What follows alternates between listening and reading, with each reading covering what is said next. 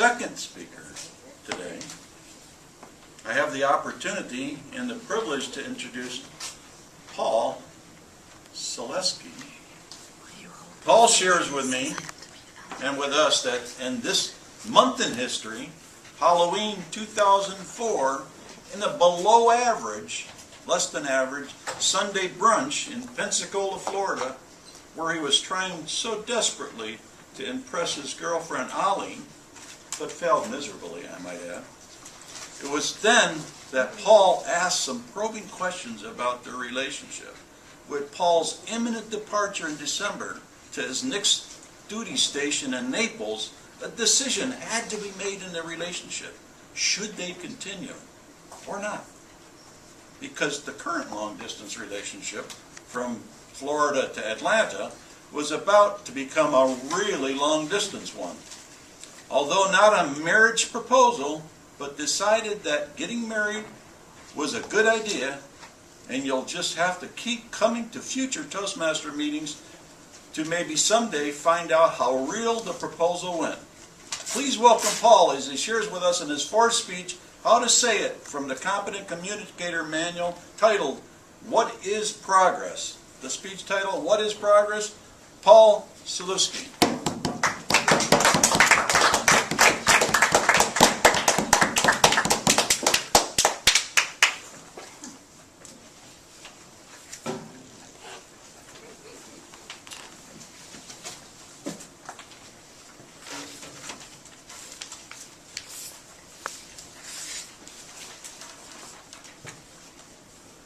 Slap po vowi so. Oma pavut. Jidak gagagaj. Kapla.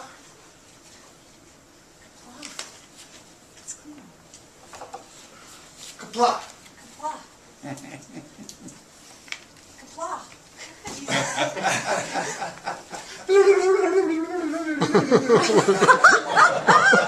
Oh, okay, now we can talk.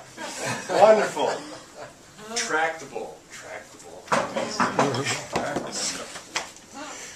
Okay, now we got to that. What these are, this is the family, Baksor, who we'll call the Anderson family. They are on their 2-week universal vacation that the dad is finally off of work from. They're coming through, and what you heard was the dad saying, "Get out of the way, Fragular!" And trust me, the universal translator doesn't want to translate that one. Are we there yet? As we always hear. Maybe not sleeping. And I have to go to the bathroom. So the mom comes, takes her, AAA tour book, not the AAA tour book of the Galaxy SP6592, and it opens up and claims, well, look at this. There's a 5 supernovae rated stop coming up in only 25,000 light years, which is about, from the Universal Positioning System, about 20 minutes. Dad goes, okay, that sounds good. We can shut the whiny kids. And we go. So, but the mom reads there, oh, there's some places, wonderful places we can go see. We can go to the Brazilian rainforest. We can go to the pyramids of Egypt, and we can go to this wonderful underwater city called Atlantis. Well, Mom, I'm hungry, claims the little girl. Well, they say in here there's some good food to eat. There's some mango. And there's some pineapples we can eat. There's this wonderful fizzy drink called Coca-Cola. And there's curry, which for the more adventurous ones. And there's this wonderful treat, world-announced, world-famous McDonald's French fries. And the girl goes, does it come with a toy? Yes, dear, it does come with a toy. So the family comes down and lands on planet Earth for their little pit stop. And they come and they relieve themselves at the bathroom. They fill up the Star Voyager, their 16 cyclone cylinder world galaxy traveling cruiser with Dom Perignon and caviar, because that's what their fusion reactor takes. It doesn't take regular tap water. It takes premium fuel. And they go to get the McDonald's, and the kids, they taste the fries, spit them out, But they found that the toys was actually quite tasty, very fun. So the family goes, and the mom takes them on the tour, and they go to the pyramids of Egypt. They take their family photo. They go down to the lost city of Atlantis and see the dolphins, who are the resident intelligent creatures of this planet. And they finally go to the last thing, to the Brazilian rainforest. And the family comes out of their car, and the dad takes the little clicker and puts the shroud of invisibility onto their car with the clicker. Beep, beep. And they go through and explore the forest, the rainforest. As they come out from the car, everyone is silent. They breathe in the rich and the deep sense of the air of the rainforest. It is kind of that damp and humid, thick air that is laced with scents of tropical fruits, the votives of tropical fruits, and the gorgeous fauna and flora of the area. There's also mixed between those sweet smells a mustiness of the decaying detritus that lies on the ground as things die, decay, and thus become food for the living plants in the forest. As the family follows each other through this silent smelling in these wonderful banquet of olfactory treats for the nose to taste and savor, they can hear the wonderful noises of the rainforest, the close and the nearby chirps of the various birds of the forest. They can hear the soft plop, plop, plop as the water comes down from the dew that still hangs between the trees onto the soft and grassy moss. They hear the soft rustle of the canopies of the trees as they sway in their rhythmic and forgotten meditation ritual as the wind blows through them. Even the rambunctious children are silenced by this beauty. The mom slowly guides the family to one of the recommended sites in this book. It is the oldest tree that inhabits this earth. Other cultures and other aliens have dubbed this as the manna tree. This manna tree is the father of all the living things on this earth. All the other forests came from this one tree. And as they come upon this wonderful tree, they notice that it hovers over all the other trees in this forest. The surrounding trees, the smaller trees, all slant toward them, such as monks in silent prayer paying homage and giving thanks to their God. The tree is an ecosystem all of it itself.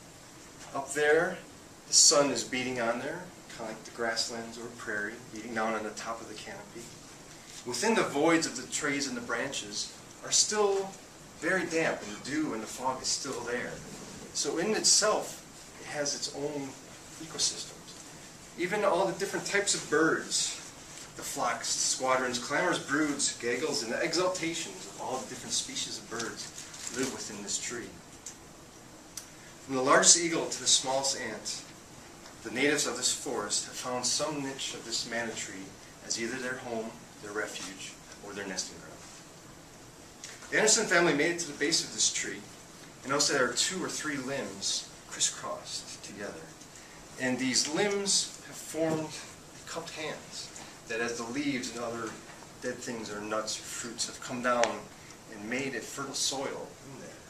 And within this fertile soil, a small tree, a small baby sapling has grown. And this is very important because this sapling is the next manna tree for this earth. But as the family is witnessing this, loud noises come through, loud cacophony of mechanical voices, as these machines come through and rip and tear through the forest. They come upon this manna tree, and as they shake and tear into the bark of this tree, all the hisses and pops go, and all these fountains of birds of all colors come crackling out of the tree, and all these colors come out, and as they do so, the tree itself becomes ashen and gray. The family comes out, and I'm out of time. Sorry.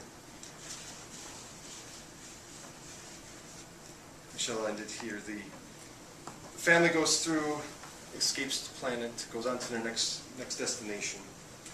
And in the book, it says that the Earth was closing in 2012. And the little girl asked, why is the Earth closing? Well, it's closing because the Universal Transportation Authority has declared that a new super hyper transwarp highway is coming through the galaxy, and it was the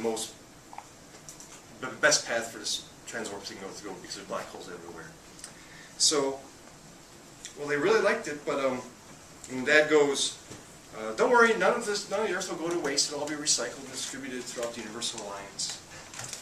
And now I can get there quicker because this will take off 35,000 light years on my trip to work. I'll get there 10 minutes quicker, and I'll be able to get my coffee with no rush. And that, my friends, is all some small sacrifice have to be made in the name of progress. And the little girl goes, "Daddy, what is progress?"